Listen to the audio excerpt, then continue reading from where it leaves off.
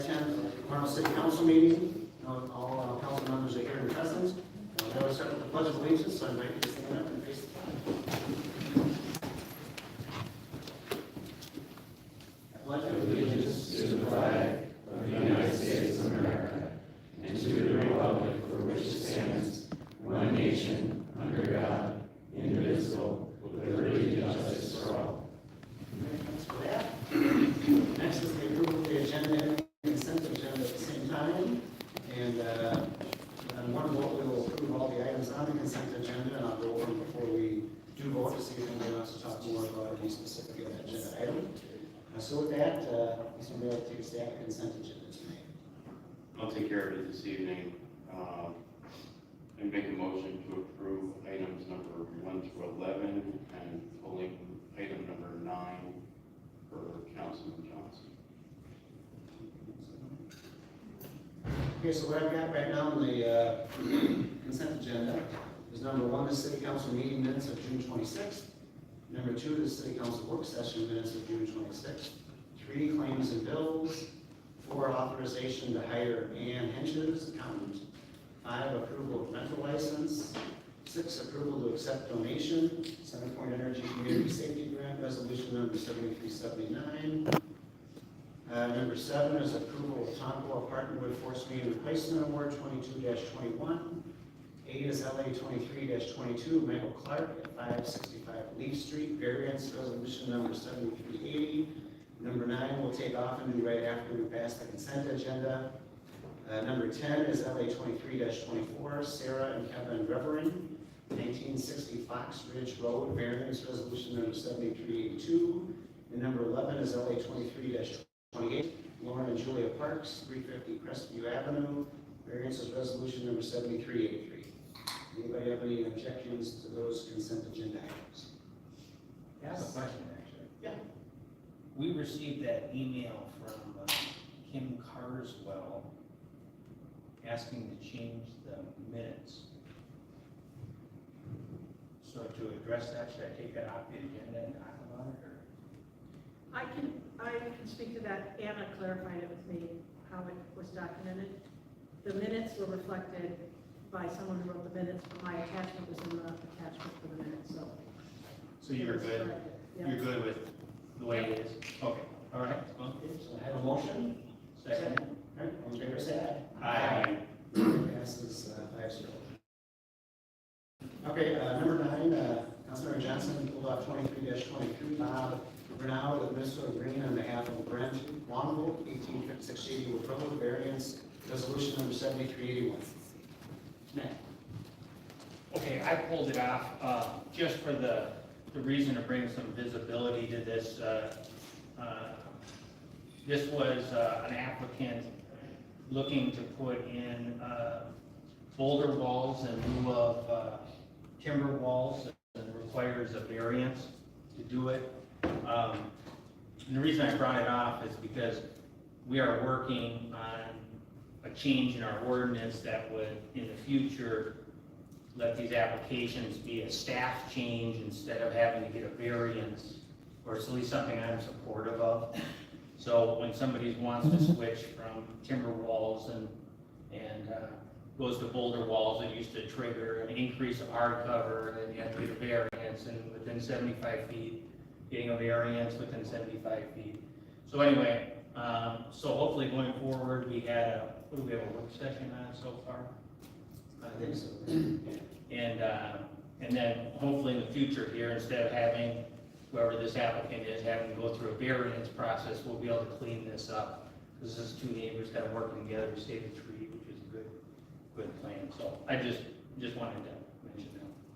We're working on improving it so it doesn't have to be a variance. So with that, I'll make a motion to approve LA 23. I'll second it. So it's a motion to adopt resolution number 7381, right? Yes. A motion and second, all in favor say aye. Aye. No, that passes 5-0. Okay, we have a couple of presentations tonight. We have Ms. Whitman here for our tour to Tonga. Come on up and tell us about your fabulous event that's going to be happening here again going through Orono. Thank you very much, Mr. Mayor, council members, and community. Good evening. I'm going to talk about Tour de Tonight, coming real fast on Saturday, August 5th. And over the last 5 years, you've averaged over 11 riders each year. So good for you, Orono. That's just in this Orono. So there's a little icon of the event this year. That's your shirt logo in some areas. And thank you. I don't think I'm forwarding here. So go ahead. A little wheel around the dome here as we give you a little trivia. You already got your prizes, council members. 18th annual event, 53. That is the number of, what is that? That's the number of legacy riders that we've had so far in the event. Those that have ridden every single year. 41,000 down on the bottom, that's the number of riders historically through the event. 301 is the number of miles that you ride. If you rode every one of the 6 rides this year, of course, no one would want to do that, although some have said that they could do that. 44 is my favorite number, so I have to have that. So next slide, please. A few little trivia questions this year. The tagline in year 1 back in 2006, that was the first year, was a community ride. Go ahead. Thank you. You guys won? See, I knew you had it. What year did we start a 100-mile ride? Mayor Walsh. 2010. 2010, bingo, you win a cup. Second, the 2023 TDT will go through 25 cities this year, so that's a big route, and I doubt even we can do all of them, but we got great partners. I'll show you those partners in a minute, including you here at Orono. Sponsors galore, good sponsors. They come back every year. Another page of sponsors was just showing. University of Minnesota did a study in 2015. Bike rides have an economic impact on a city, and all the cities we go through, in fact. And they determined back in 2015 that the average rider spent $121. And obviously that's much higher in 2023 than it was in 2015. Thank you. We raised money in part for the food shelf, the local food shelf. We're looking at Mr. Ron Camps on the bottom right there. Sadly, he passed away this March, and so we have him recognized on the sleeve of all the volunteer shirts. We're still looking for riders on the far western frontier of Minnesota. We do believe they sell and ride bikes out there, but we have no proof thereof. So we're looking. Same with the state of the United States, although we found a rider in Arkansas last year. So in 17 years, we've had riders from that many states, 44, which is impressive, and no way did we determine that in year 1. There's all the cities we go through this year. A lot of your neighbors, Orono, you've been a part of this event for now, will be 18 years, so I thank you. Big tip of the hat to the city of Orono. Thank you very much. Corey back here, Steve, other PD in your department, thank you. They're wonderful people. Everybody in here knows that. I hope, if you don't, I'm telling you so. They're awesome people. They support this event, represent Orono to the highest level. There's your shirt, Mr. Mayor. You'll be getting this year when you ride 47 miles. Thank you in advance.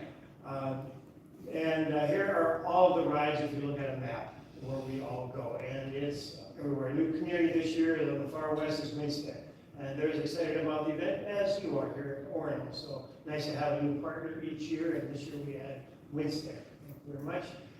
Something new we started this year is a medallion hunt. There's 6 of them hidden, 3 have been found, 3 are yet to be found, and they're in communities around us. I can't tell you where. But if you find one, follow our clues online and on our social media, and you can win a free ride. Okay. Volunteers. Mr. Mayor has that lined up right in front, and everybody, I appreciate that. We need volunteers. Right now, we need a determination today. We're 107 short. We need a lot of volunteers in 4 weeks. It's about 600 total that we're looking for. So we need a few more. Anybody out there looking? Council members here, please give it a consideration. We'd love to have you. There's how you can find us if you're looking to volunteer. And I think that's about all I've got for you tonight. But I would like a picture of the council waving your little volunteer with me flag. Could you do that behind Mayor Walsh? I'll get a quick shameless picture. Thank you. Appreciate you guys very much. Look at this. He will represent Orono to the highest level here. Yes, indeed. We got you in there. We got you in there. Don't block his face up. There you go. 1, 2, 3. Thank you so much. Thank you. Appreciate the presentation. Thanks again for Thanks putting for all your this work. project together. Have a good evening. Thank you.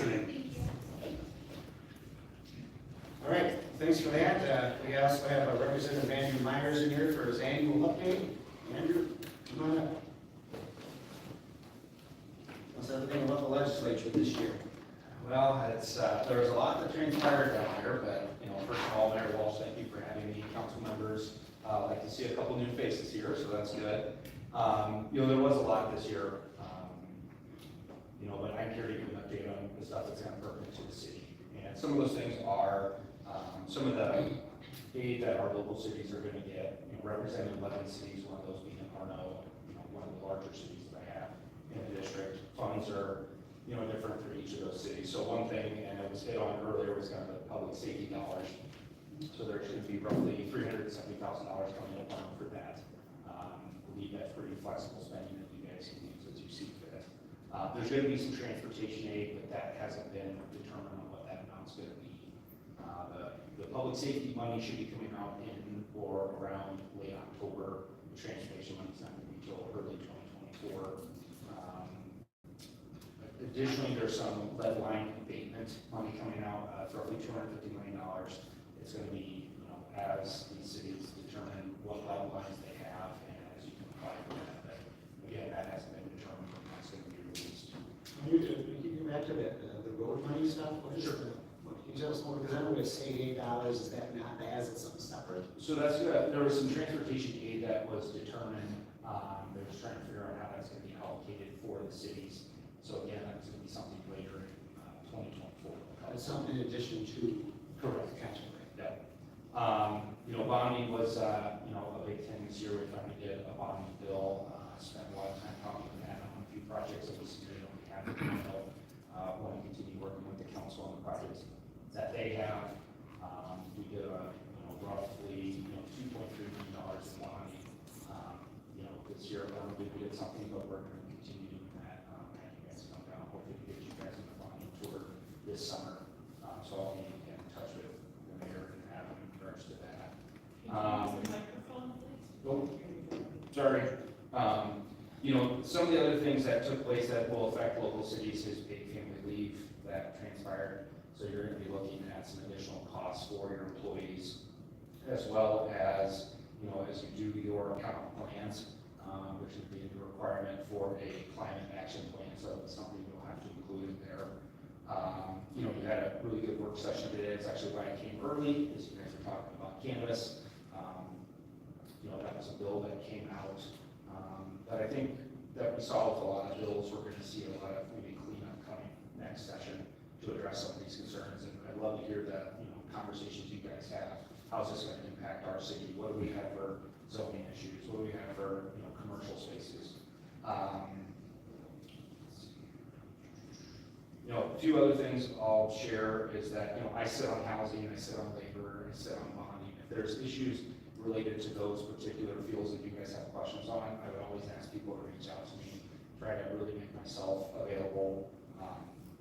My direct cell phone number, if people need it, is 612-615-8444.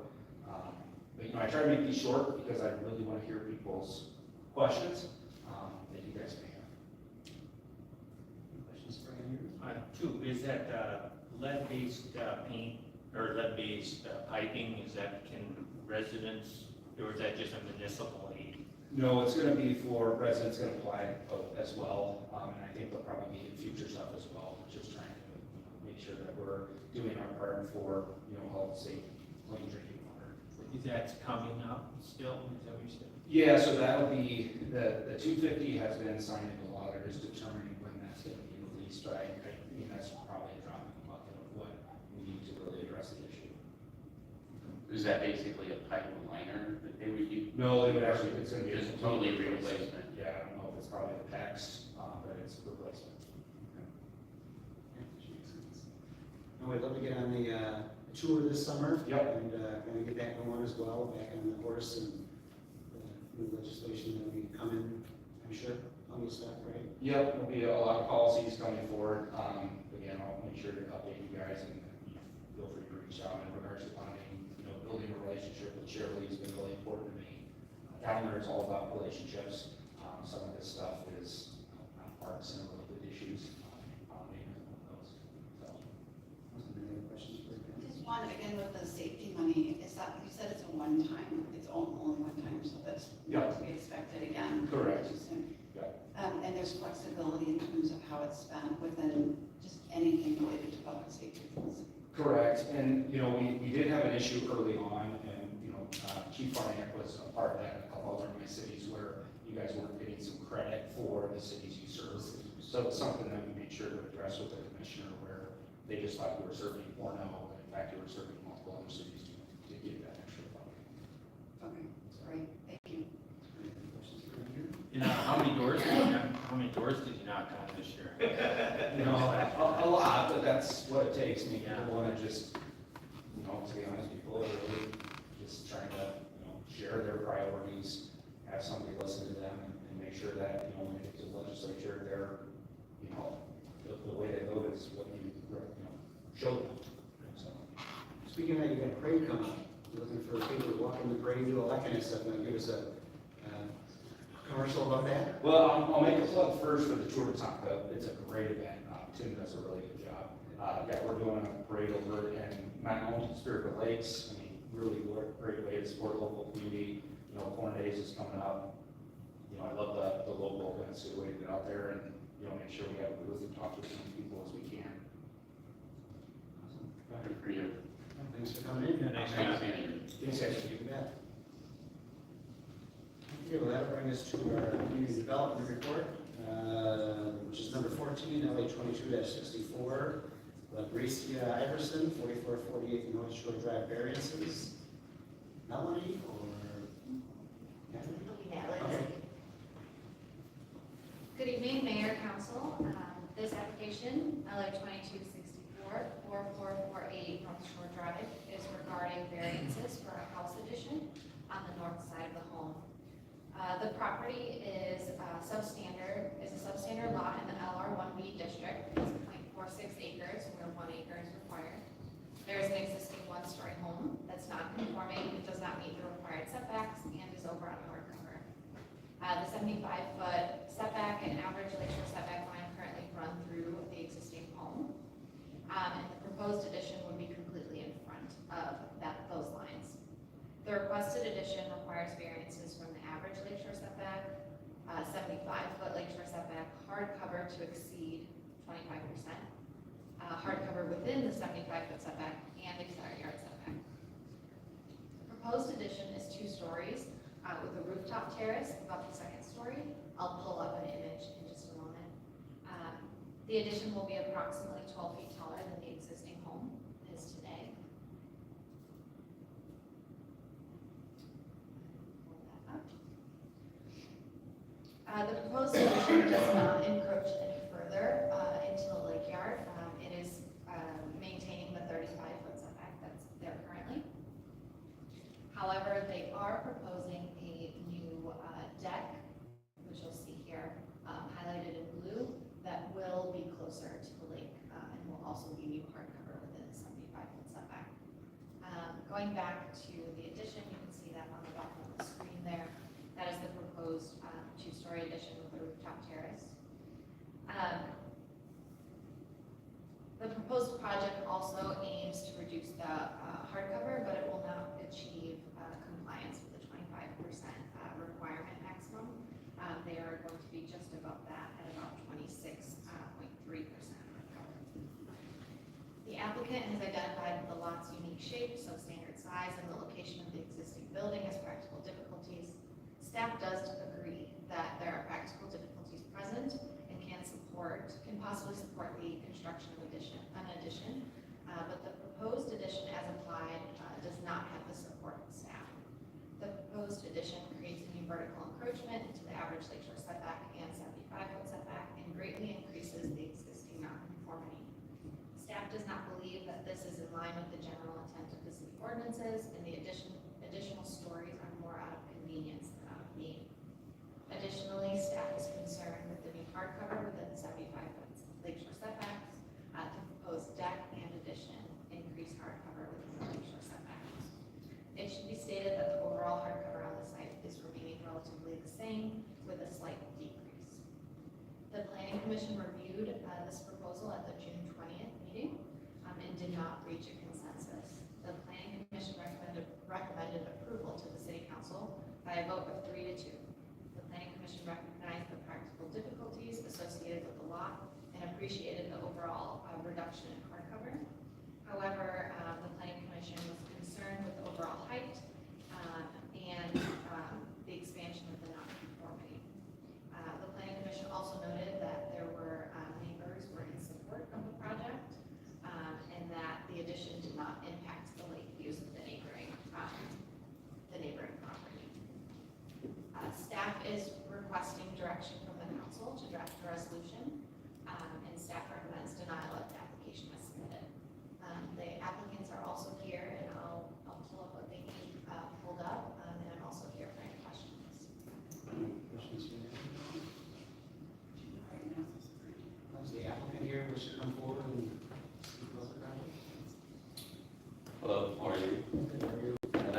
Alicia, but that's my lovely wife back here.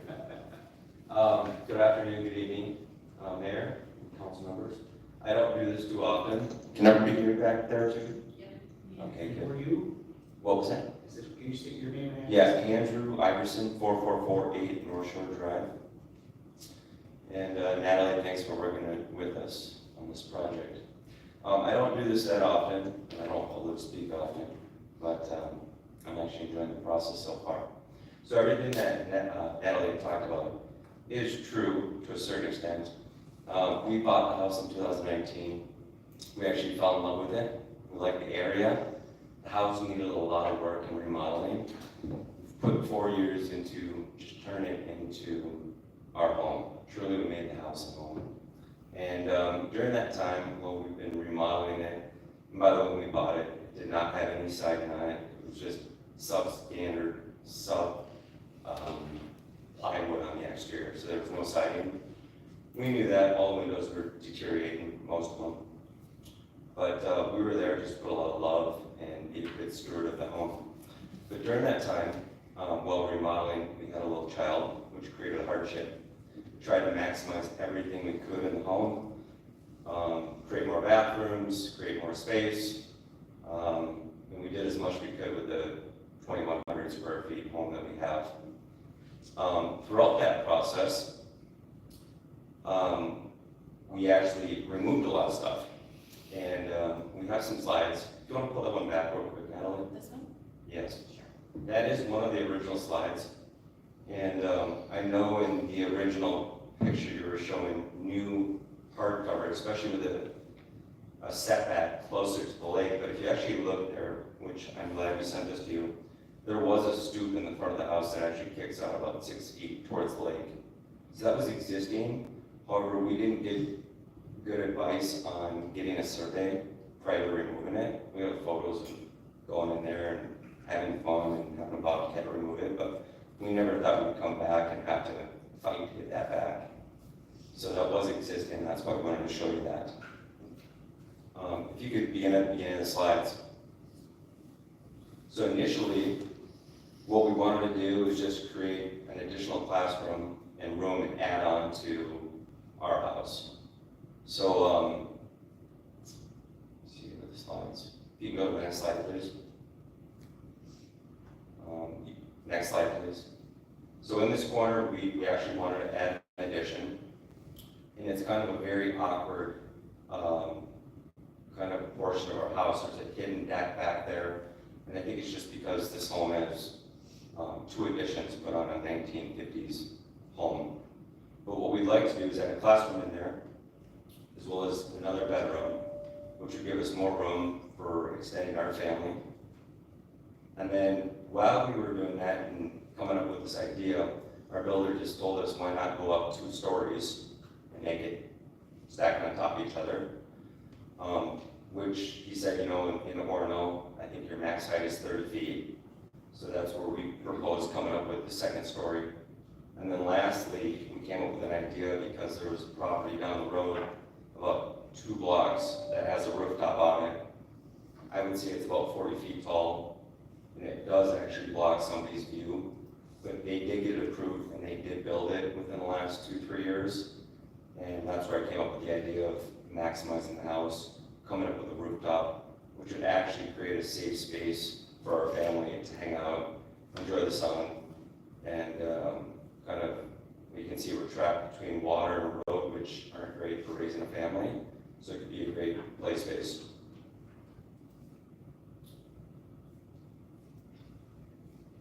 Here's that subject property that was just built. This is actually where I got the idea of coming up with the rooftop. What are your thoughts about that, Mayor Walsh? State departments, and rooftops are fine. Yeah. I mean, I remember that one, that was a unique little piece of property, that's for sure. They tried for decades to try and build something there, but because we changed our, which kind of goes back to you and your property, the 0 to 75, they used to not have credit for that. And so we changed the rules where in your square footage you got credit for that. And so all of a sudden you probably had 50% hardcover, now you're down to 27 probably, because they have different requirements. But yeah, these setbacks were very strange, and you had a very small building envelope, but he managed to figure out, because we changed our setback rules to work with that, and I watch you guys buy that house, as I drive by it every day, you guys do a great job remodeling it, the outside looks great, because I think the lady that was there who sold it to you, or whatever it was there for a long time. Yeah, she And was. You got a new dock there, and all that stuff looks much nicer, because I think I saw you guys sitting on the dock with, kids and stuff like that. Yeah, you're more than welcome to stop by. We actually like human beings too. We're That's the different. tough part about Orono with small lots, is you buy properties in a small lot where you've got existing conditions that you couldn't put there today, and then you want to expand on it, and that's always the tough part that we've got. And that's where he just barely was able to squeeze just a little bit of living space out of this, basically a non-buildable lot, right, Melanie, forever. When we changed our rules and setbacks, it became actually, it was buildable at this point. They received an average or setback variance in addition to the lot size. Right. That's the only setback. Yeah, so it was almost one that he had to fit in, but obviously you can tell it was very skinny, but he still met the height requirements, he had still meet a lot, he didn't get any variances for height. Yeah, and I think it's quite a unique home. I mean, I applaud them for doing that. I feel bad for the neighbor behind. I mean, it's like a big billboard in front of their house. And that was one of the challenges with our house that was brought up, is the fact that we were encroaching on people's views. And we did put that in to our slide here. I think it was a previous slide, wasn't it? Yeah, right there. You can go back. Oh, there one. That one right there. This actually shows the views. This is our house in the light blue circle. On the north side, we'll say, of North Shore Drive. And those truly are our views. I'm sure you're familiar with that area. It's not like everybody's, across the streets trying to look at Forest Lake, and everybody from on the north side of North Shore Drive is trying to look at West Arm Bay. Nor I don't think anybody wants to look at the channel, to be honest with you. Their views of West Arm Bay are just immaculate, they have great sunsets. But it does show the only person that we would potentially encroach upon would be our neighbor to our left-hand side of the, say, a maroon brown. We have gotten an approval letter from the Lomas. They are wonderful neighbors. I was trying to actually get him in here, but he had a very important game of golf this evening that he couldn't peel away from. So, but anyways, he has stated and given us a letter of approval, just saying, hey, it's okay, you can do whatever you like. The city wants to chat with us, they can call us. It's all good. But we truly feel that everything we've done to the house has just benefited the community. We're not trying to encroach upon anybody's view. We're trying to actually make the house more pleasant to look at. We actually have a fan base that comes through the channel asking us, good job.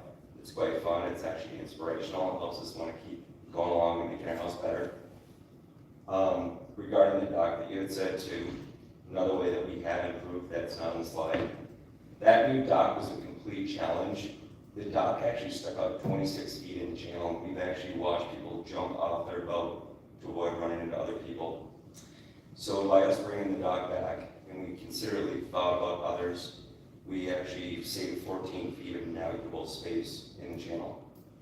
So you could probably ask all the boaters that come through there. Everybody's really happy about the dock. Aesthetically, it looks a lot more pleasing to the eye, and it just works out better for the channel. I think with that being said, the only other thing that I wanted to talk about, unless you guys had some questions before I begin on to my next topic, is there anything that anybody has questions about right now? Yes, so the party to your left, that's a two-story home, isn't it? Yes, it is. Okay. Is there, because this, what's the setback to the lake with this house? 75-foot setback was 75 was the right sort of through the middle. Yeah, and the house is currently 35 feet from the lake. Okay. Is there any place where that can be improved upon and allowed to go up? Or, I can pull up the, if there's places where you can get farther away from the lake but go up to expand his square footage, is there places where that can be accomplished? I'm just I mean, wondering. without the 75-footer average. Well, I know that that kind of lot will probably never meet the 75-foot setback, ever. But like, if there's places where it can be improved upon, and then maybe have them go up an extra story, which is kind of, it's most of the neighborhood is two-story. Well, it's just more of a So- consistency issue. Remember, Yeah. the one guy that had the garage that wanted to do trusses, and he wanted to do a second story, and said, you can't, you're encroaching above higher in an area where you can't, and we gave him an extra foot because the trusses, that's all we gave him was a foot, because it was, the new trusses required that even from a structural standpoint. But he's not in that height limit here, because he's way below the height limit. Oh, yeah, no, So I'm just kind of thinking if there can be some improvement on the lake side, and his goal is for square footage, possibly them being able to go up, but reduce some of the distance to the lake. You know what I mean, Matt? Yes, so he's got, So I think that the proposed addition is here in blue, in the corner, and it's not changing, they're still 35 feet from the lake, so that's not, and I think what's here existing isn't the entire size, it's some partially, right, partially a deck there now. Yeah, there is a partial deck there that Which I think actually, is outlined very lightly here, where the mouse is. And then this line right here, both of these lines, one is the 75-foot setback, and the other is the average nature setback. So there is a part of the house where if an addition was put here, it wouldn't impact those. But the house also doesn't meet the front yard setback, so if there was one here, it would likely require a different type of variance. But it would be a variance that would impact the lake less, but it is a very difficult lot. another important note too is, Mr. Crosby, we do not have a basement since we're so close. Yeah. This is 1 foot of crawl space. It's about 3.5 foot crawl space, so it just limits the amount of living space we truly have. We have maximized every inch of that house. We actually use every inch of that house, no joke. But we're trying to work with the city on the hardcover, and there is some pavers on the side, yep, that side right there, that are existing that we're willing to move. They've been there probably for 40 years, and we're trying to, again, figure out where we can take away from existing hardcover and move it to a place that we can actually utilize the space. So the blue is the proposed, correct? And the blue on the front, What's the existing color? Where it says existing house. can you go back, Natalie, to that existing showing the deck? You had a great photo here, right when you started your, This is facing the lake. Okay. can you go back once showing him the deck, the existing deck in that proposed addition area? Right here. Yes. Not sure where that was. Was it in your slides? You had it, just go back a little. Yeah, it is in the slides. Right there. No, Here? no.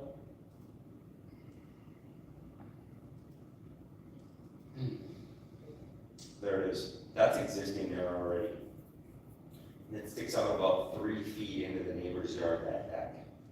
So what we'll be proposing is to cut off that 3 foot by 12 foot section and just turning it essentially towards the lake and making that hard cover. Mr. Iverson, I have a question. What is the existing square footage of finished? Inside of the house, Yes. I believe it's around 2,100 square feet.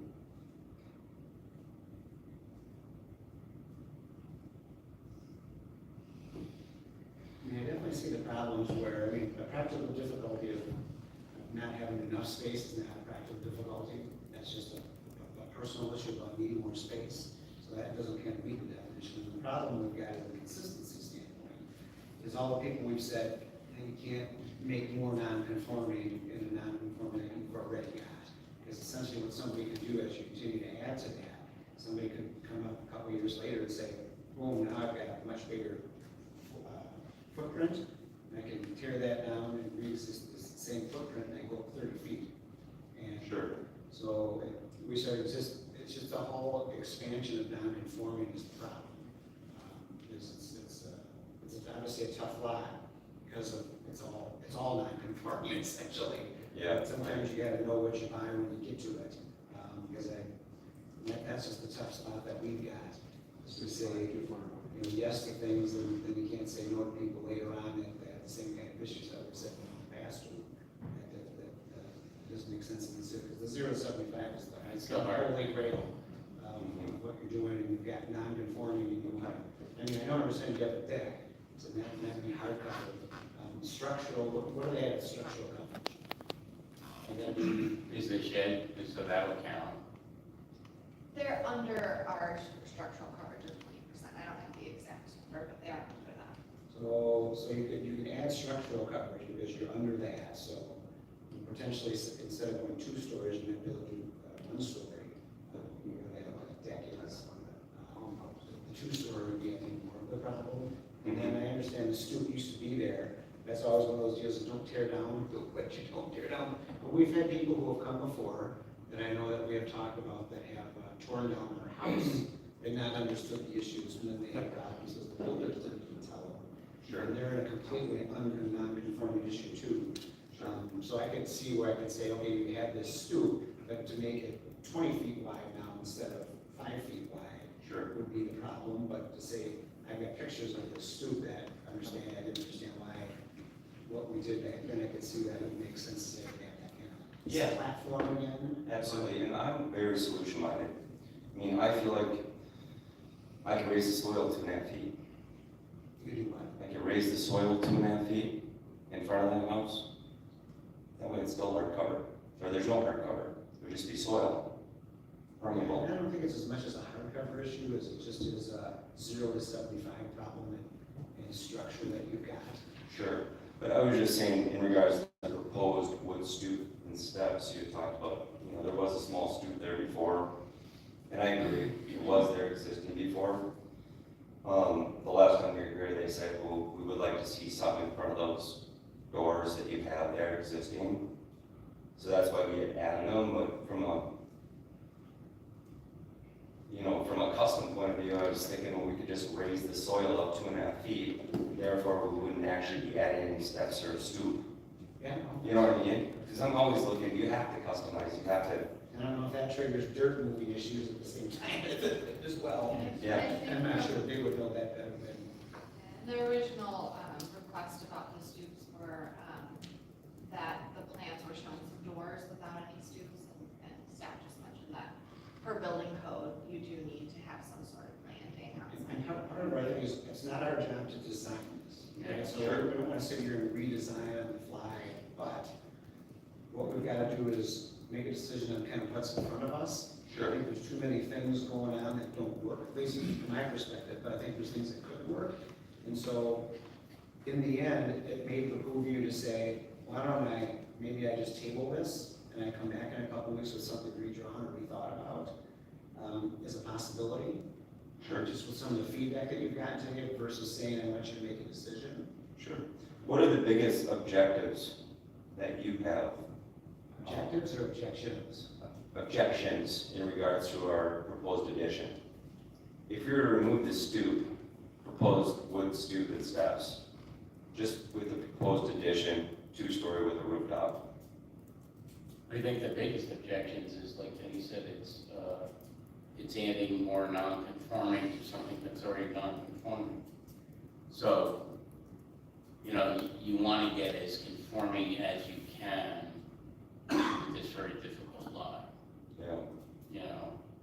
So, like I said, that's what I was trying to think about, is if there's areas you can improve, especially the 0 to 75, because that's, you know, that's a hard number. And you're not even there with that because of the lot. Not your fault, it's just, you know, it's the style of the lot it is.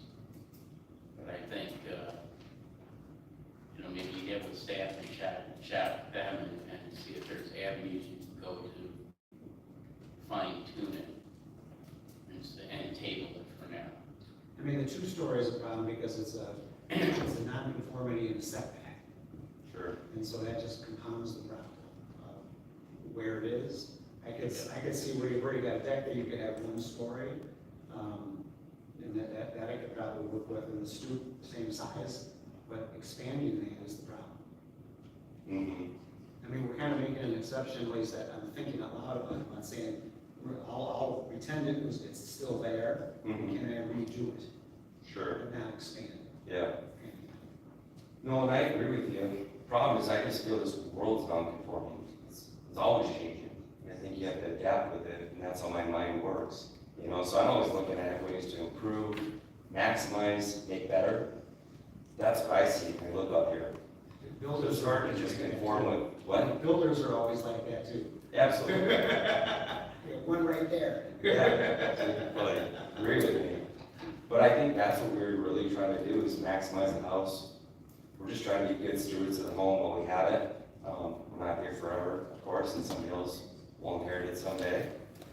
But we're just really trying to improve upon it. We've gone through a lot of work, worked with all of our neighbors. We have a great following around the lake. I don't know if that would help if I could get 200 approvals saying, yeah, let them do it. That would help out with our project or not? No? How about the hardship, going back to that question? How would we be able to raise a family if we have two more children? Children are not a hardship. I have a family. Having a family, I wouldn't tell my wife that her kids was a hardship either. Well, I'm just saying raise them inside of a house, and we live in America, and it's not like You know, Kenya. you created your own hardship. You can't create your own hardship, but that's kind of how you're going with that. You can't create. The other side of that argument would be you could have put a bigger house. You know, you could have There's been. always a yin and a yang Yeah. to that, but it's more, and I don't want to continue to take your time, but I don't know if anybody has any other questions. I don't, I was looking back to some of the notes from the planning commission, Commissioner Erickson in particular had a point about the height in the 75-foot setback, and he did say the city's been consistent on that, and I do think it is a challenge when your family changes and grows. However, lakeshore lots, especially small ones that are non-conforming, are only so many, and there's only so much room. And that's why I think the council's been pretty consistent in terms of enforcing that, the building that goes in on that 75-foot. And I know you're already non-conforming, but going up and bigger in a space that's already, you know, defined the way it is a bit like putting a square peg in a round hole. At least it looks like that at this point. So it might be worth your while to see if you could think of a plan that may give you a little bit more space, living space, and not be so far into this encroachment under a number of different areas, height and side setbacks. Which goes back to, you know, when you sit down and we can talk about it, we can make a decision. Sure. Based on what's in front of us, or we could say, okay, let's table it. We usually have so much time that we can get, and I'm not sure how much time. July 30th. July 30th. Right now, this expires on July 30th. Right, we do, we haven't extended the 60 days, so we could. So we could extend more if we needed than just the next council meeting, if you want to get together with Melanie, et cetera, and work on just the guidance that we talked about a little bit. If we can, make a decision if you want us to, but it comes back to you, because if we say no, as an example, Sure. you have to start all over in the process if you want to Sure. do your stuff, and then go all the way back to the planning commission. No, I'd be actually open to what we need to do to maximize our space.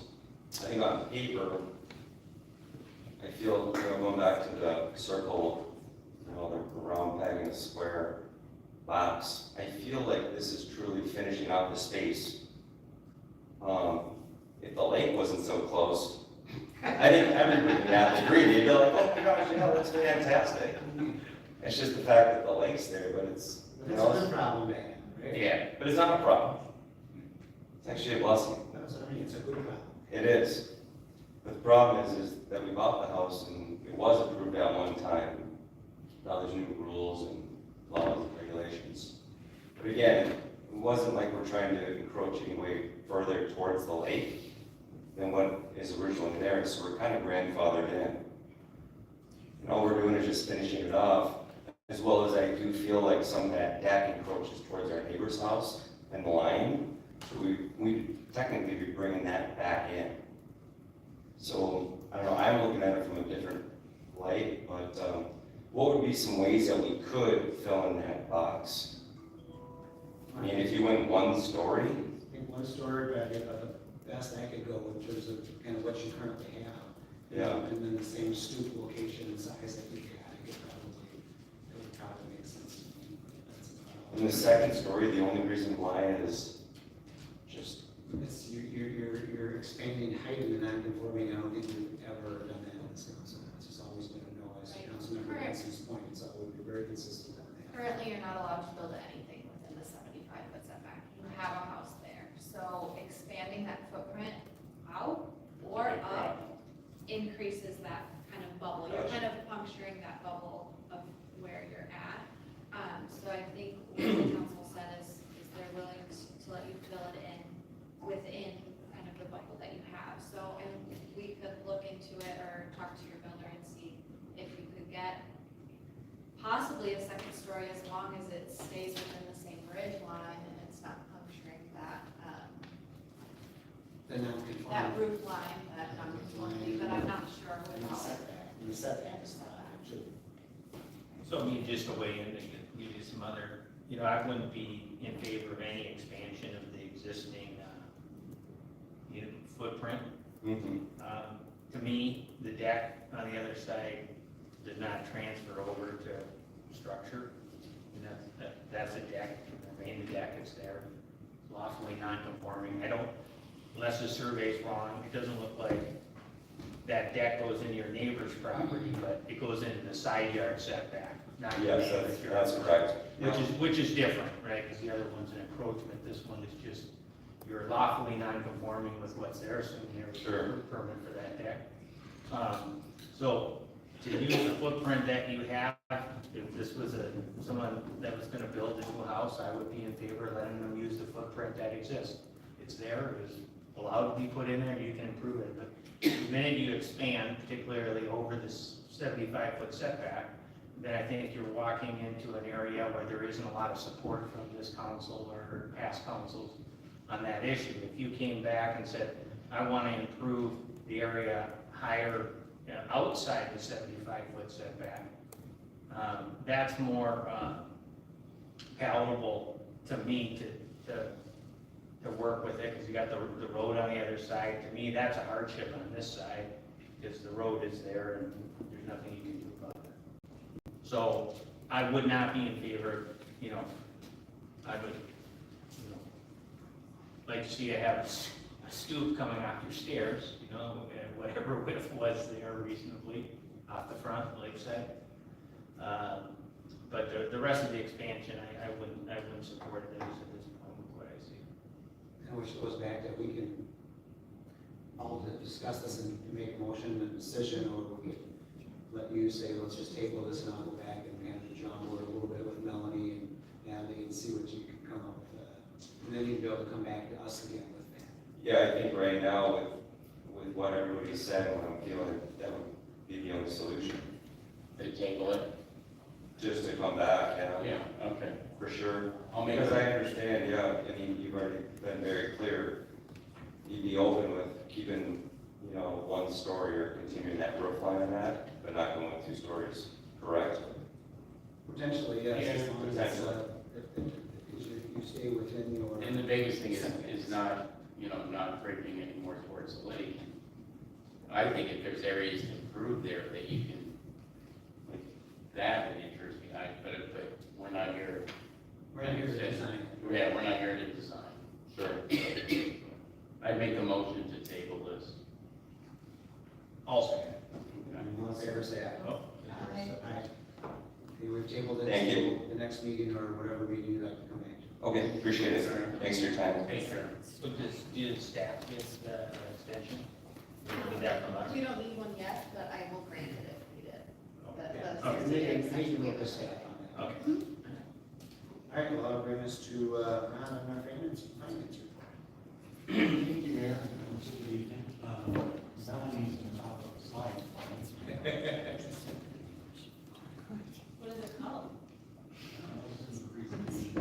Okay, that's all. Is it called a building permit?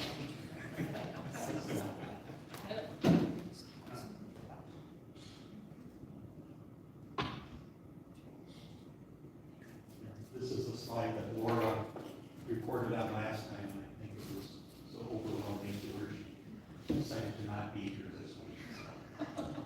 Could you speak up a little, please? Well, certainly. Thank you. Finally, my mic. So if you look at the far right, we're basically dead even with where we were last year at this time. It's $300 difference. The month of June was a little lower than the month of June last year, but the month of June last year had almost $90,000 of building permits, and in July, there was only 38, so that goes back to what we've always talked about.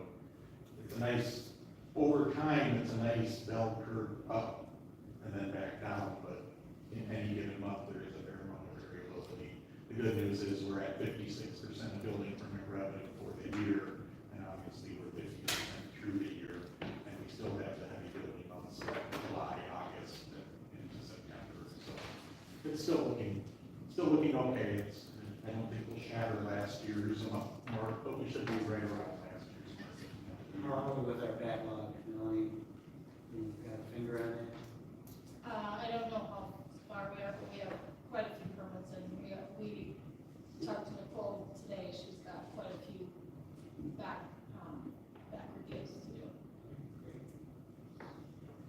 And then the only other thing I was going to comment on from the finance point of view, and Josh is not here today, but the golf course is doing incredible this year. Last month, so the month of June, they did over $100,000 worth of revenues at the golf course, which is. That's the first, right? Yeah, I thought last month's at 75 might have been the highest ever, but. That's good, because we had, I don't even think we had nothing in April. Right, we lost April completely. Lost April. Must have been the food truck, right? Just to put it in a little perspective, last year at this time, we were at $154,000, and now we're at $194,000. Wow. So we're $40,000 ahead of last year, while losing. Well, it probably helps too that we're fully staffed, and we're there on weekends, evenings, so the times when nobody was there, because we only had one person, we're probably running more, which is good. And then, as recently as 2019, which is only 4 years ago, our revenues for the whole year were only $180,000. So That's we great. have $14,000 more in revenue this year compared to the whole year in 2019. I think it speaks volumes too, to not just the crew over there too, of bringing all the new kids leagues and all the stuff that they got going on over there. And I think also that we changed some policies on being able to use your annual membership or you used to be able to use that for your league play as well, which we stopped doing that. So you can have an annual membership in golf all you want, but leagues, you gotta have to pay separately for. So we're protecting our rules up a little bit to make sense of what what's going on. So, And Kim, our clubhouse manager, has done a great job. Like you mentioned, she's attracted new leagues. We're having some junior events up there, and they're doing a great job with Kim and Josh and Jack. They're doing wonders out there, so hopefully that will continue. That's terrific. That's a good story. And if you remember last year during the budget season, we were talking about moving the golf course back to an enterprise fund. So probably at the next council meeting, we will write the resolution to approve the transfer to make that happen. And that's all I have tonight. all right, any other questions for Ryan? Thank you. All right, thanks, Ryan. All right, that'll bring us to our city attorney report, number 15, amending resolution number 7374 via resolution number 7380. Thank you, Mr. Mayor, members of the council. Before you is a resolution that is prepared by defense counsel that have been appointed to you via the League of Minnesota Cities Insurance Trust. Can you guys talk into your microphones? It's really hard to hear out here. I am talking. No, you're actually not. We can't hear you. Well, yeah, but maybe his microphone's It's not. I can try and speak up, but Thank you. Yeah, I'm right here in front of Thank me. you. I can't hear you. So the resolution that's before you has been prepared by your defense counsel, Paul Reavers. As you're aware, the city of Long Lake has sued you for breach of contract. We've gone into closed session on that. I do not plan on covering the details of that litigation.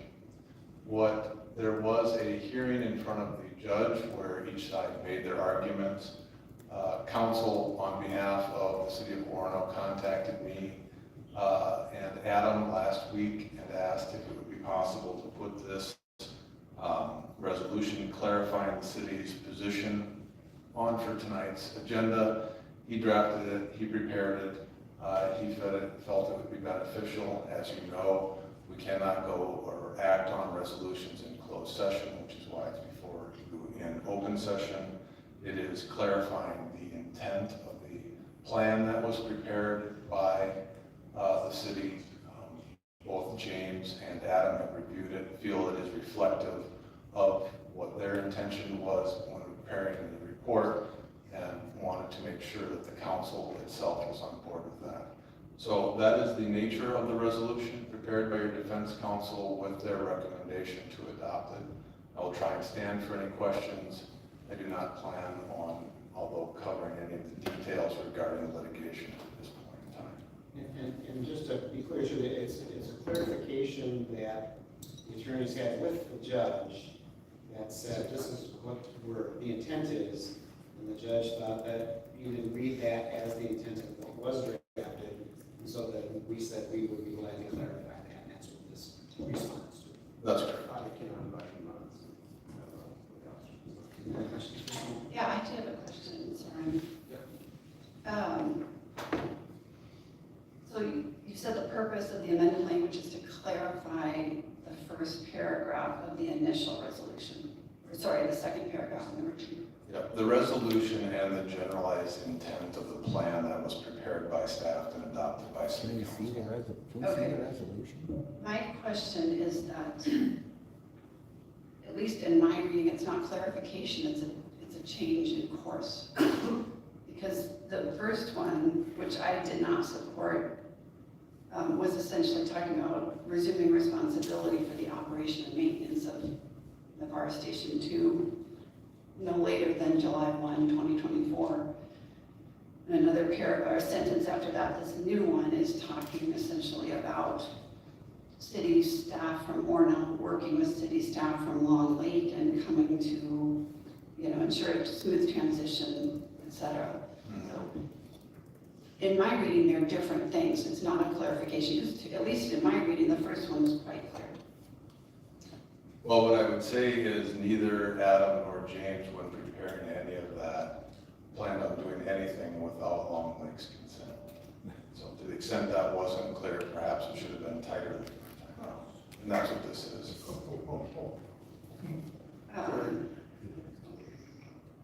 So there's no language in the amended version about anything related to date. July 1, in other words, 2024. What do you mean?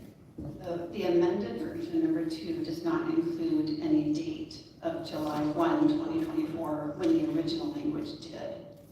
So is there no time associated or time limit associated with this resolution language? Well, it still assumes the July 1, 2024 for the service area. It still is a direction to try and negotiate terms regarding the fire station by then, understanding that there'll have to be a plan B if there isn't. Okay, so, yeah, that I understand. So it's still looking at the July 1, 2024 for operationalizing services to Navarre area, Yes, but not necessarily out of Station 2. correct, unless negotiated otherwise.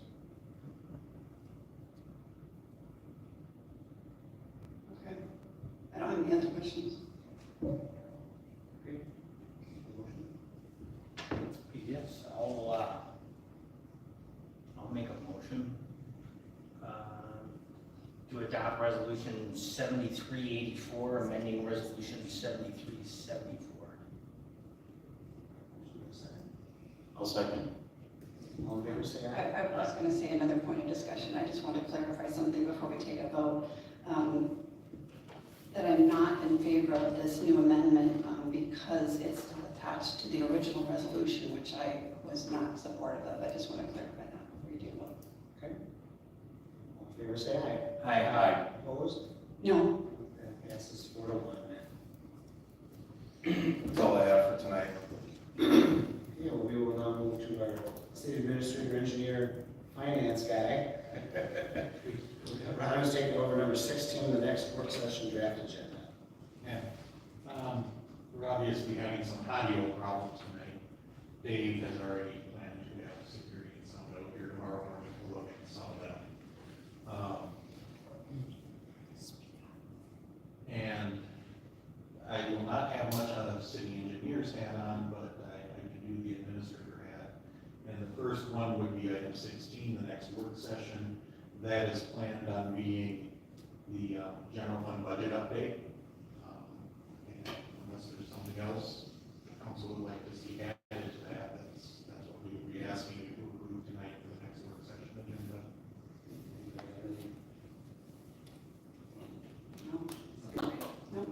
Okay, we have a motion for that one then?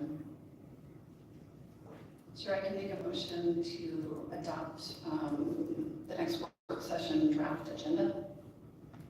Motion, second. I'll second that. Okay, all in favor, say aye. Aye. Opposed? Well, that passes 5-0.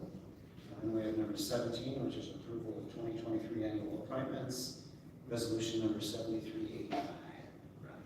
Thank you, Mayor. And once again, this is something that came up at a previous council meeting with annual appointments, so we had agreed to bring it back.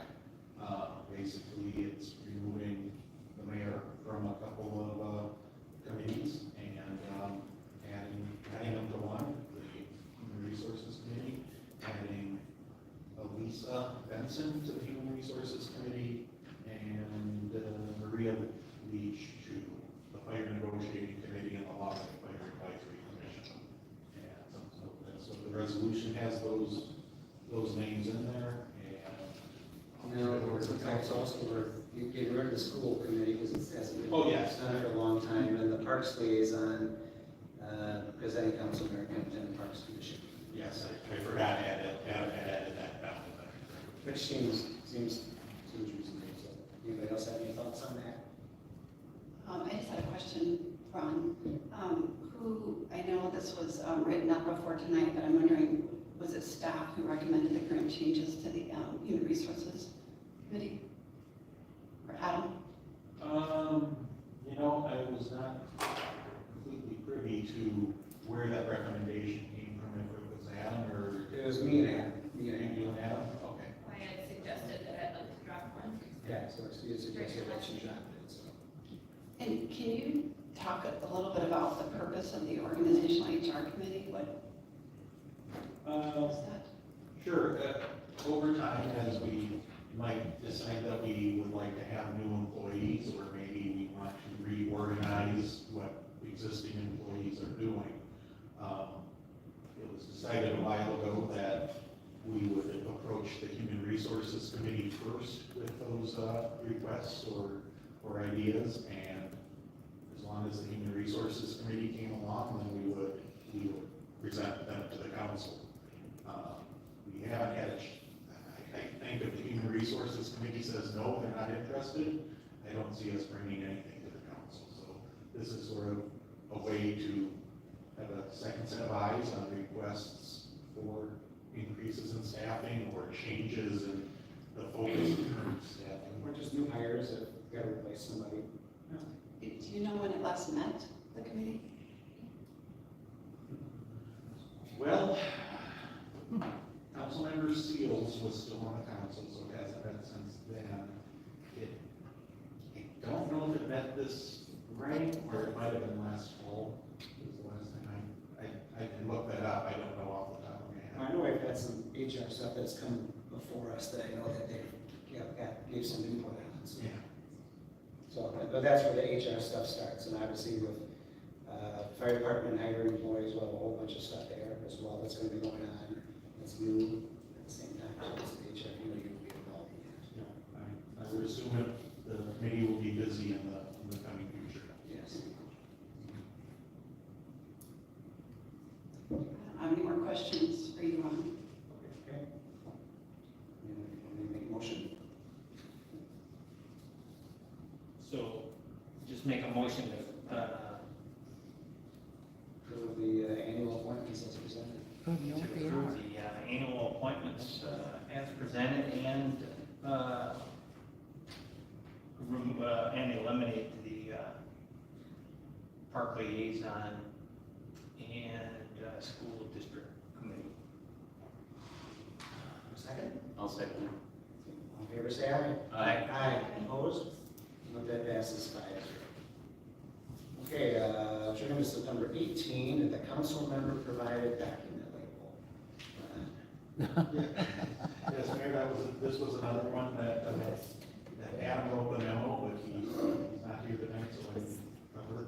This came up over the past couple of council meetings, and it's just designed based on council direction to allow the council member or council member is preparing documents that have not been prepared by the city and might not be in agreement with the other council members, that they would put a stamp on them or indicate on the documents in some way, shape, or form that this is that council person's opinion or position and not necessarily the position of the council.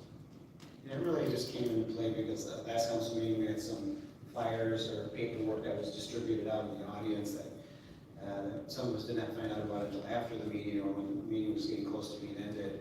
And it was just, we just want to make sure we clarify that they were not, it's really to clarify that it's not something that the city council as a whole is putting out or the city itself.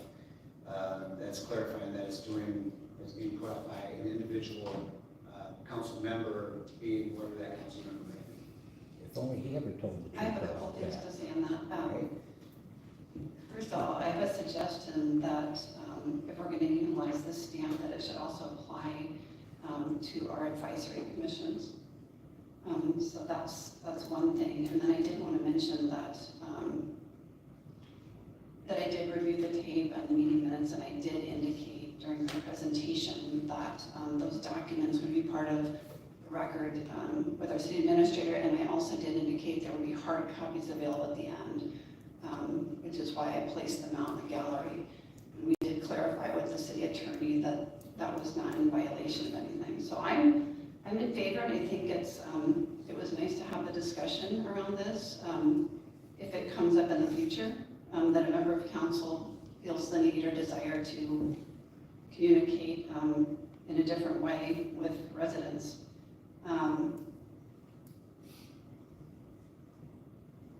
That's all I have. All right, anybody want to make a motion then? I think we did.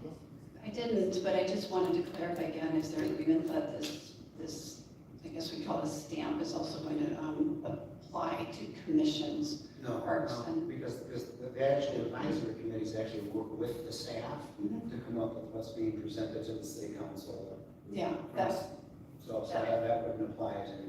it makes sense. However, I know there was at least one park commission meeting where documents were circulated that did not have Orono seal on them or were approved by staff. So this has come up before, and I think as a way of ensuring that we're leveling the playing field going forward, I think it would be a good idea to apply it evenly. Well, I think it applying equally would be for stuff that somebody's putting out into the audience that is not vetted by anybody. Again, commissions and to these committees are working with staff to come up with anything that comes up. And sometimes it's staff driven to begin with. So having the stamp on it doesn't make any sense to me because it is being done. It's being vetted by the staff. Right, and what I was trying to say is that in one park, I believe it was a open house on pickleball, there were documents there that I do not believe, or I don't believe anyway, they were vetted by staff. Maybe they were, but they certainly didn't have the logo of staff or any vetting from City of Orono on them. I have no idea what you're referring to. So. Was it a city council member that put them on? No, I don't know. It may have been a park commissioner. I mean, it may have been somebody that came to the open house meeting, but I don't think it was anybody that's up here that. There's nobody on city council, I don't think they put anything out there on that. It was a And list. The biggest thing is being surprised by a document that hasn't been vetted. Right. And Putting it out as a message like it's coming from the city when it's not. so I did clarify at that meeting that I had gone through city records, which are public, to compile those documents. There was never an indication on my part that staff had vetted it. In fact, I indicated multiple times that it would have been my preference that it was something that was directed for staff to do in terms of tabulating or those comment cards. Well, I So think there was the never council said that it was very misleading and wasn't full of information. That'd be like a council member counting votes.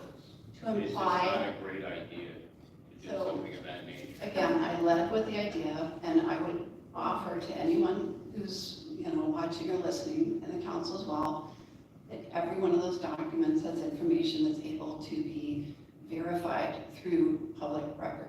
So that's all I need to say. I don't have anything else to I add. can add to it. I did try to address you beforehand, and you told me this was the perfect form to do it, so I will do that. I said personally, my name was on those surveys, and you can go back and read my comments. In fact, I brought them with me. And I said I was disappointed to say that you put my name, we had just met for the first time, and you put my name and how you thought I was saying. I thought my comments were matter of fact. They were the same questions that I asked Long Lake before this as a citizen. I put together these not knowing this would ever be. And I said it was hurtful, and it seemed like something that we should talk about, but you put what category I fell in without putting, here was my exact comments. So I'd love to hear how you came with that I was for it. Instead of, I think there was a third column that said just asking questions and how I didn't fall in that category. And that's where I think some of the stuff that's not vetted is really not appropriate to be having city council discussions. It's not an agenda item or anything else. The agenda item we have at our table right now is motion to approve the label of paragraph 3 above and the use by council members when providing documents to the public at city council meetings. So I guess that's my motion. If you don't mind, can I have her respond to that? You said you'd like to respond publicly, so I'd love to. I said you could share it as you wanted to. I don't think in terms of the motion at hand, if it's not related, that I'm happy to save that for another time. Oh, I'm sorry. No, that's what you said. It's best to discuss publicly. Oh, I said you to share out in mayor council if there's something you want to clarify. At the end, mayor council, I said if you wanted to clarify something, that mayor council can be a good time to do it. Understood. But you're welcome, if you want to put the motion aside, if there's something else, I certainly don't want to. I'm sorry. That was your guidance. This is an easy one to get through. So I got a motion. Do I have a second? So you can make a motion, right? No, I did not make a motion. No, but I don't. No. Okay, so I'll second. Okay. All in favor, say aye. Aye. Opposed? Not that passes 5-0. Okay, that'll bring us to our public comments. It's limited to 3 minutes per person. It's an opportunity for the public to address the city council. The city council will not engage in discussion or take action on items presented at this time. However, the council may refer issues to staff or follow for consideration of future meetings. Speakers should state their name and home address at the podium. We will first open up the podium to the city of Orono residents before we open it up to the rest of the public. So if you're an Orono resident, raise your hand and call on you.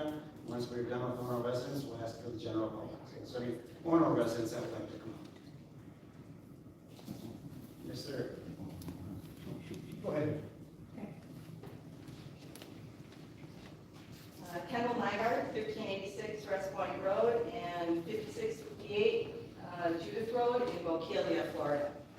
So, Mr. Crosby, welcome back. I think I made it to more meetings than you did, and I live in Florida.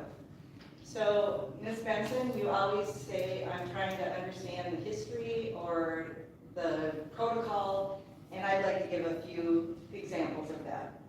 So, Mr. Crosby, you were schooling people on the decisions about the fire department and the use of funds and what a business would do if they were making sound business decisions. So I'm going to cover legal affairs for the city of Orono.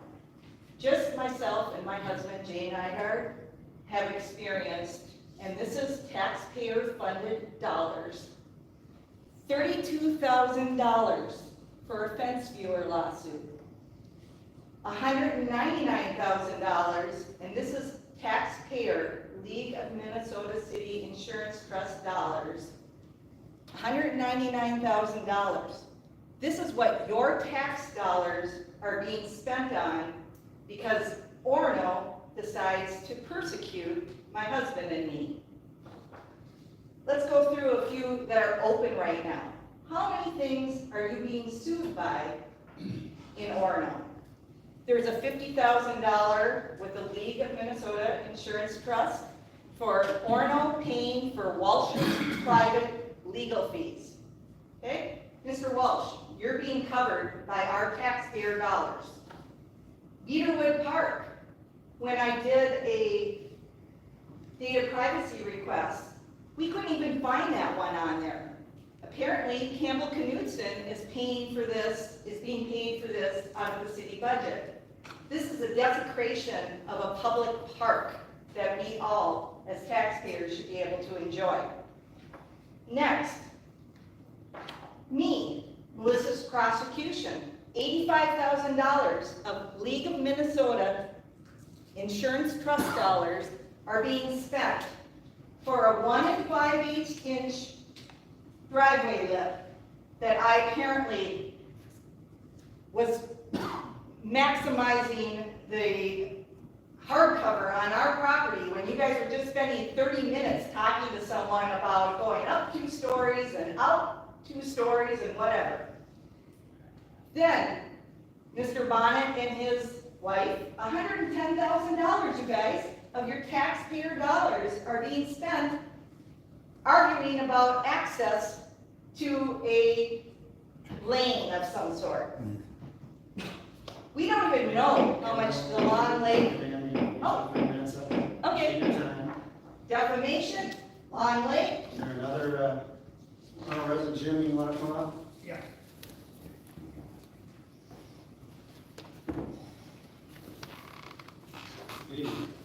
James Elder, 195 South Ground Road. I'd like tonight to comment on the 2024 preliminary Orono budget, which was recently put forth. Expressed differently, these are uses of our tax dollars and fees that are projecting to come in 2024. One of the major arguments being made by Orono to start its own fire department was that, if I understood it correctly, that Orono felt it was paying too much for fire services under the Long Lake Fire Department arrangement. Fire-related expenses in the 2024 budget will amount to 24% of your total budget. 24%. The current cost to Orono to lease fire coverage from Long Lake is $544,000 a year. Orono is preparing to spend $2,251,000 in 2024, which seems to be over 4 times what you're currently spending for fire. This is startling, and that's a lot of tax dollars for a city facing a likely legal injunction from Long Lake regarding Orono's plans to start a new fire department. Before you make irreversible financial decisions regarding this endeavor, go to mediation, please. Let's see if we can stop this train wreck from going any further. Thank you.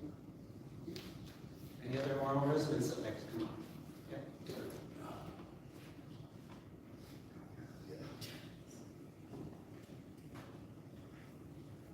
Yeah, Dave Pearson, 2160 Weber Hills Road, Orono. Two things. One, the first one is what I heard tonight from the city attorney. It was interesting that Councilwoman Benson said that there was no date on the new proposal. I find that interesting because what you said was, it was implied that the date would be July 1st, 2024. But you said that, well, if we don't have that, we'll have to go to Plan B. Plan B, to me, maybe no one else, is very dangerous. Because at that point, probably Long Lake has not agreed to whatever you decided to do. And now it's become an issue to me of public safety. Because now there's going to be, where's the equipment coming from? What firehouse are we going to use? What firemen are we going to use? Now we're going to have a huge issue of public safety. I hope that doesn't happen. I'm just bringing it up. Number two, I wasn't at the last council meeting, but I've been to most of them. I started about a year ago, and I've probably missed 3 or 4. I did listen to it, and I want to say that I'm really disappointed in the mayor's use of the word propaganda. That's a very incendiary word, as far as when you're saying it towards a current council person and by association, the staff. I don't think that that's something that we should be talking about propaganda and saying someone produced that. Especially since the information came from the city council minutes. I'm asking, I don't expect, but I'm asking for the mayor to apologize to both Councilman Benson and to the city staff for the use of the word propaganda. Thank you. Is there any other Orono residents that would like to come up tonight?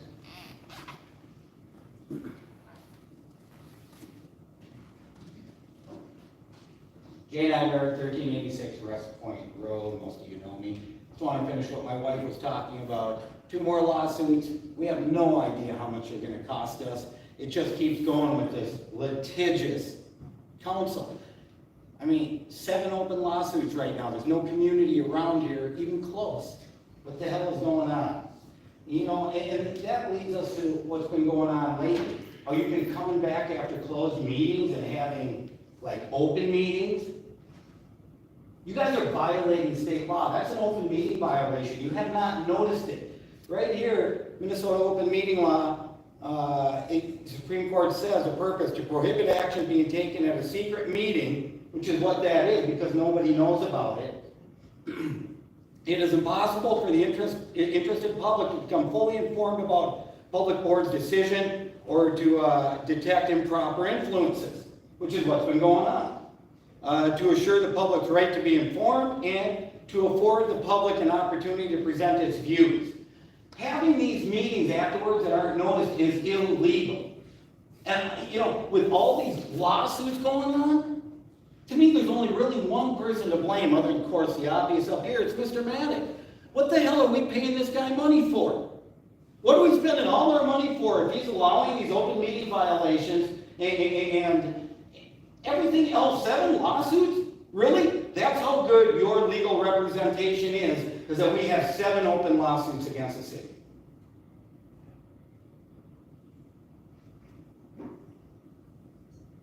Really? And how much does it cost us? To me, you blew your wad for the fire department. You're doing it on legal fees. You're not going to have no money for it. And who's going to pay for it? We're going to pay for what you're doing. Absolutely we are, and we are paying for it. Increased fees every month, increased taxes. I just heard 4 times the cost for fire service. 4 times. When does it end? When do you guys really care about us? And quit caring about what that person right there wants to push for an agenda. I'm not speaking to any of you. I'm speaking to all of you. Last thing I'd like to say is, well, that microphone's here for a reason. We can't hear you guys back there. And when Ron Olson said he'd speak up, he did for 3 words and then it was done. Please use your microphones like Ms. Benson has and Mr. Maddox finally did when he leaned into it. So we can all hear you. Thank you. Is there any other Orono residents like to come up tonight? No? Is there anybody from the general public that would like to come up tonight?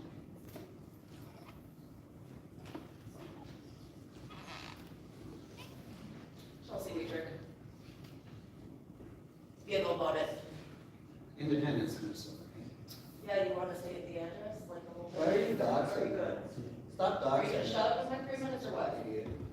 Anyway, you're very fidgety when the public tries to talk to you. Why is that? You scared? A little bit nervous about something? Yeah, probably are, because everything that comes out of your mouth is a lie. But I would like to start out with Mr. and Mrs. Transparency. That's you two. I'm gonna read you the definition of transparency. It is, because obviously your understanding is a little bit different than the rest of the world. But it is the government's obligation to share information that is needed to make informed decisions and hold office officials accountable for the conduct of all of the people's business. Pay attention here, talking to you. And if you're so much about transparency, what were you afraid of in that little handout? It's public information. What are you trying to hide? You just don't want the people to know? And then when in your closed meeting, when Ms. Beach wanted to make a motion to clear everything up in front of the public, what did you do? You start stutter stepping, and you're like, oh my God, no, she can't do that, can't do that. Keep laughing. 7 lawsuits. You. So if you want to let her do that, instead shut her down. And during your closed meeting, which was basically an attack on Ms. Benson, I don't know what that's about, you cut her off. I had to watch it again, which was really painful. But Walsh, you cut her off 5 times. Crosby, you 4. And Matt, you 4 too. Which, you're pretty quiet in these meetings, but then when the public isn't around, you're talkative. Let's see, so now I'm just wondering if it's all women that you hate, if it's just intelligent women, or those that are not subservient to you. Some people you don't not so funny anymore, is it? And I think that's about it for tonight. Oh wait, no, I'm not done. The reason for the unrest in the public, because this service is transparency, who are transparent about anything. You defer and deflect anytime somebody comes up with a problem. You just hope it's going to go away and don't answer it. Time to start changing voice. Anybody else from the general public?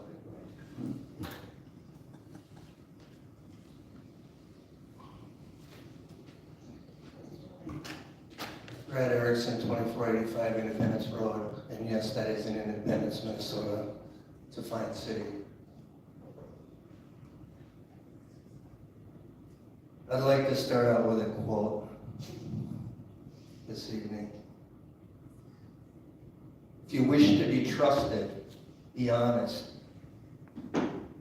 That's for you.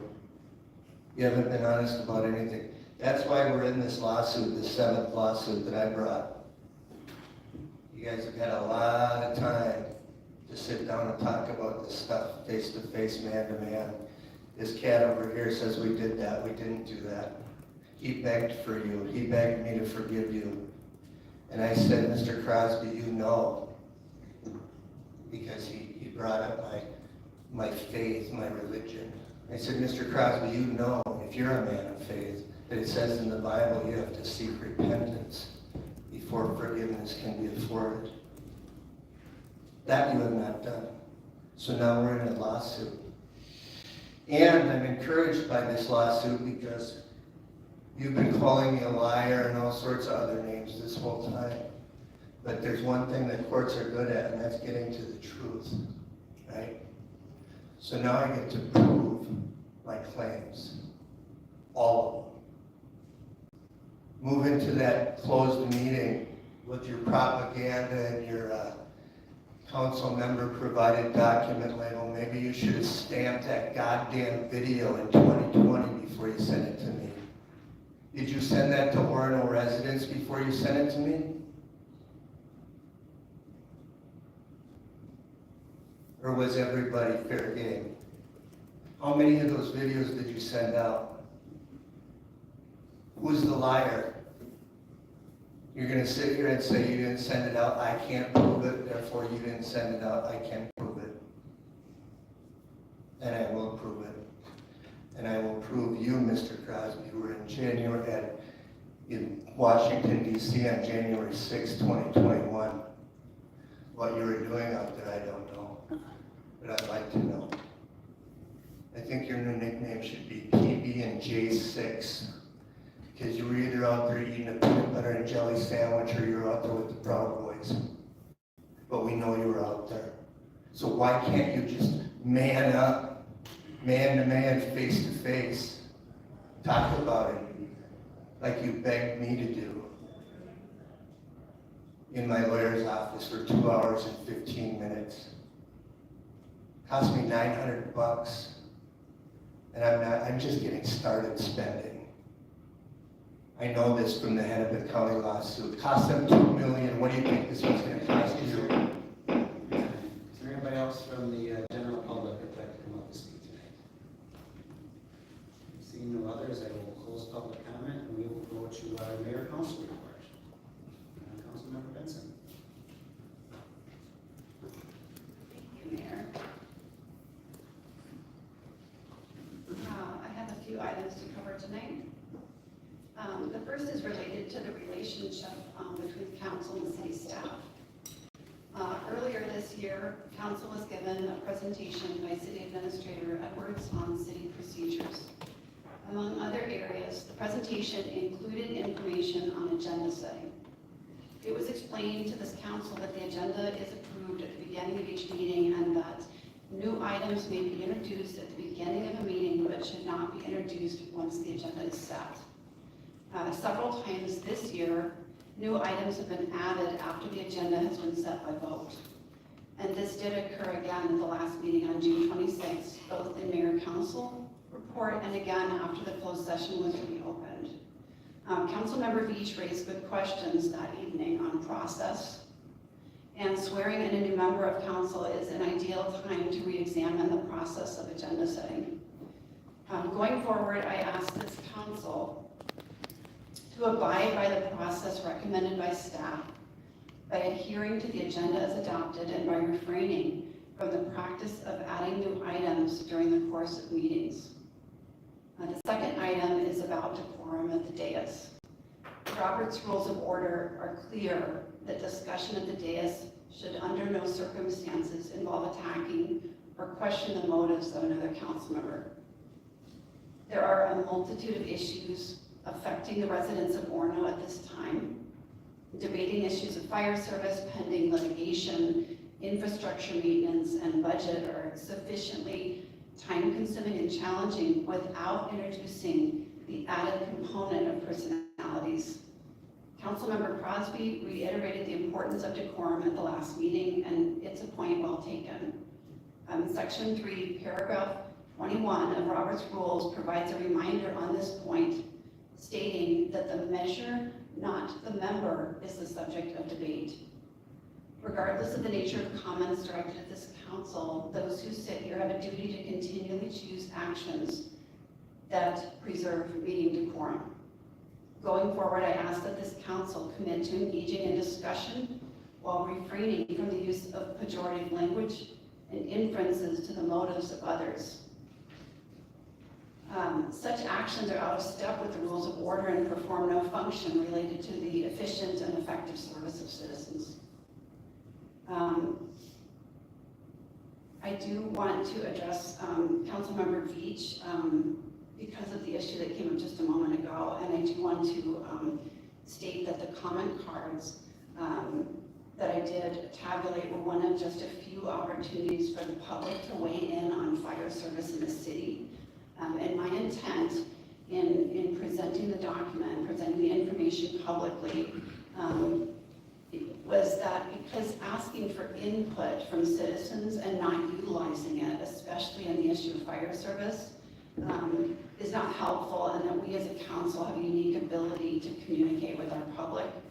And in the absence of an independent survey, which this council has not supported historically, it was the best I can do. But that said, to Councilmember Veach, if there's anything on that survey or that document that I put together that you'd like to clarify it, I fully support that.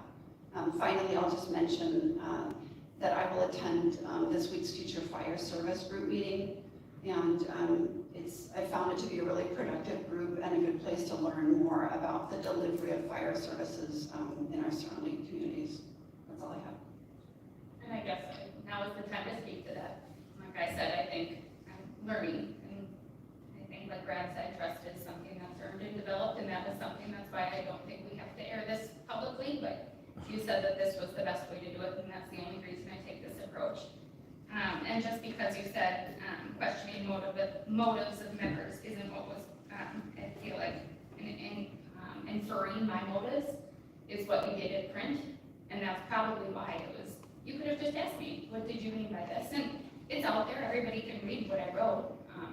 It was questions, and I have them, and I would love to say that, because that was the first time people got to meet me, and now it was, this is how she feels. And especially from you, someone that's well respected in the community, it means something, it should mean something. And that's where I think I took, and I wanted to do that privately, but thank you for letting me speak to it. Councilmember Beach, you have anything else on your council report? No, I'm good, thank you. Good. Councilmember Jensen? So we did have a fire negotiation meeting in between. One of the things that we didn't get to that we will at our next meeting, Adam is out of town, he's on it. What we didn't get to is the data from the comments. If there was anything missing, we agreed as a committee to look into that, but we can add that to our next meeting when Adam gets back. And hopefully we'll have something for you for next meeting, assuming that works for Adam's schedule when he gets back. There is a fire's open house that's coming up for anyone interested in becoming a firefighter. Wednesday. On Wednesday night. Where is that being held? Right here. Yep. Yeah, you go. Oh, I'm sorry, good, you're here. Yeah. Yeah. So